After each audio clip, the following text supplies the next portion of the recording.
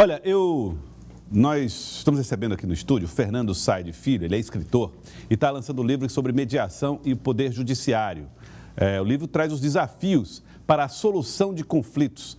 Estou recebendo aqui o Fernando Said, que nós vamos conversar com ele a partir de agora. Fernando, seja bem-vindo aqui ao Jornal do Piauí. Fernando Forte Said Filho está aqui com o livro. Deixa eu mostrar aqui o livro para o Edvaldo Esgueira, Mediação e Poder Judiciário, falando sobre os desafios mais recentes que justamente ajudam a reduzir os conflitos. Fernando, seja muito bem-vindo. Eu quero perguntar para você, por que se fala tanto sobre essa necessidade de reduzir os conflitos?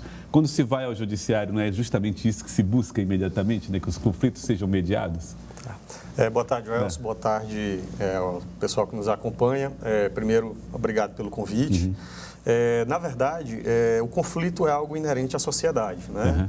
Ainda que nós tenhamos um conjunto de regras com o objetivo de evitar, cedo ou tarde a divergência de interesses vai surgir.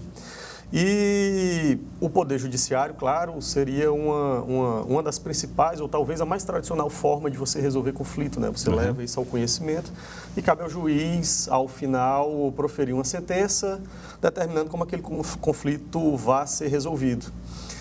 O papel da mediação seria mais no sentido de agregar, seria mais uma modalidade de resolução de conflitos. Nós temos hoje diversos conflitos na sociedade, das mais diversificadas características e atores envolvidos.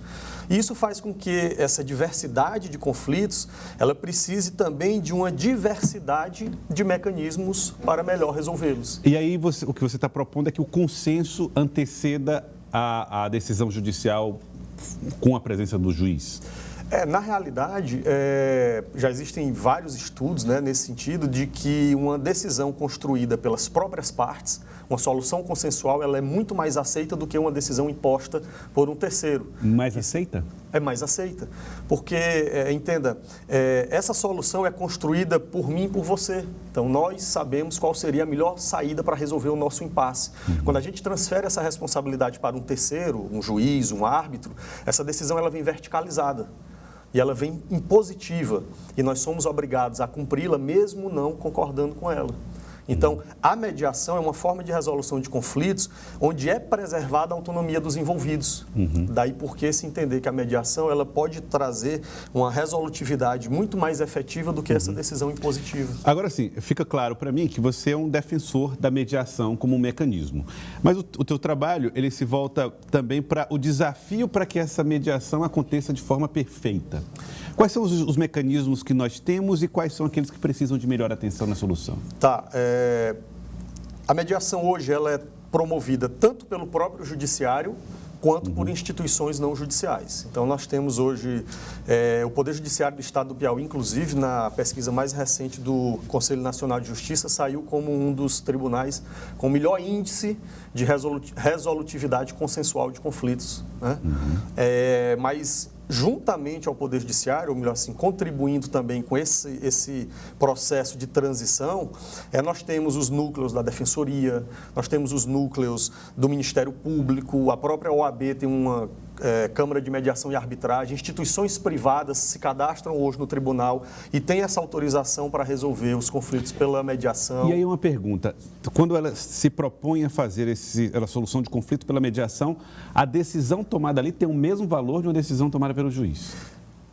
Vai depender do caso. Se você participa de uma sessão de mediação e essa decisão posteriormente é homologada pelo Poder Judiciário, essa decisão homologada ela tem a mesma força de uma sentença judicial. Precisa de qualquer forma dessa homologação? Não necessariamente. Uma decisão, uma sessão de mediação realizada, por exemplo, no núcleo da Defensoria, na Câmara de Mediação e Arbitragem da OAB, junto ao Ministério Público, ela é homologada pelo setor competente e ela se torna um título executivo extrajudicial. A única diferença é que a decisão homologada pelo Poder Judiciário, ela é um título executivo judicial, mas ambas têm executoriedade. E para que ações de que natureza que mais se aplica esse tipo de mediação? Importante. Como eu proponho, né, e por óbvio, esse estudo já vem sendo realizado há muito tempo por outros profissionais e outros doutrinadores, a mediação ela não vem para substituir nenhuma outra forma de resolução de conflitos, ela vem para somar. Nós temos diversos conflitos e cada um desses conflitos se torna mais adequado a um tipo de mecanismo. E para a mediação, seriam aqueles conflitos que a gente chama de relação continuada. Que o importante não seria apenas você resolver o conflito em si, mas a preservação e o restabelecimento do vínculo entre as partes. É o caso, por exemplo, de conflitos que envolvem vizinhança, que envolvem relações de amizade, relações de família, que são aquelas pessoas que estão ali envolvidas no dia a dia. E não basta você resolver apenas aquele conflito, porque a relação entre elas vai continuar. Então, é o que a gente chama da preocupação da mediação com o futuro pós-controvérsia. Agora, para voltar para a pergunta dos problemas e as dificuldades, qual é hoje o problema maior está na consciência das pessoas que precisam buscar mais o conflito, a solução do conflito, a mediação e o consenso, ou está mais, vamos dizer, na formação dos advogados ou mesmo magistrados para convencer essas pessoas da importância disso? Eu diria que um pouco de cada. Inclusive, eu destino um capítulo do livro à análise do que eu chamo de obstáculos à efetivação da mediação. Um deles são as questões estruturais. Claro, nós precisamos ter estrutura suficiente, né? Nós precisamos ter mediadores capacitados, nós precisamos ter locais abertos ao público para que eles possam participar dessas sessões de mediação. Um outro obstáculo é o obstáculo educacional. Para você ter ideia, a mediação, conciliação e arbitragem são temas hoje obrigatórios nas faculdades de direito. Porém, elas são tratadas ainda com uma carga horária muito pequena, diferentemente do direito processual. Então, o aluno hoje passa 5 anos do curso estudando direito processual e apenas 20 horas estudando conciliação, mediação ou arbitragem. Então, é preciso essa reformulação do ensino jurídico. E um outro obstáculo, e para mim o mais difícil da gente conseguir fazer essa transição, é cultural mesmo. É fazer com que a população conheça a mediação, é fazer com que a população entenda que a mediação é também uma forma efetiva de resolução de conflitos, que não necessariamente a gente precise levar o Poder Judiciário toda e qualquer divergência de interesses que surja. Então, a questão é cultural, é fazer com que tanto a população como os profissionais do direito entendam e apostem na mediação como uma boa saída para um paradigma de resolução consensual de conflitos. Está aqui, ó. Então, vou falar aqui o livro, está aqui o livro do Fernando Forte Said Filho, que vai ser lançado hoje, né?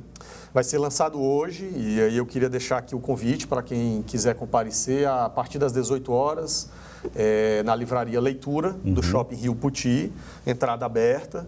Eu também estarei participando do Salão da Advocacia Piauiense, que vai ocorrer na quinta-feira, amanhã, e na sexta-feira, lá no prédio da OAB. E vou participar também de algum lançamento, né? Fui convidado por algumas faculdades para falar um pouco sobre o tema, né? E divulgar o livro. Isso vai acontecer aí nas próximas semanas também. Prazer conhecê-lo, parabéns pelo trabalho. Muito obrigado pela oportunidade, satisfação participar. Espero que aos poucos a gente vá conhecendo um pouco mais sobre a mediação, né, e faça com que, de fato, ela passe a ter uma maior visibilidade no nosso cenário. Boa tarde, sucesso com o lançamento do livro.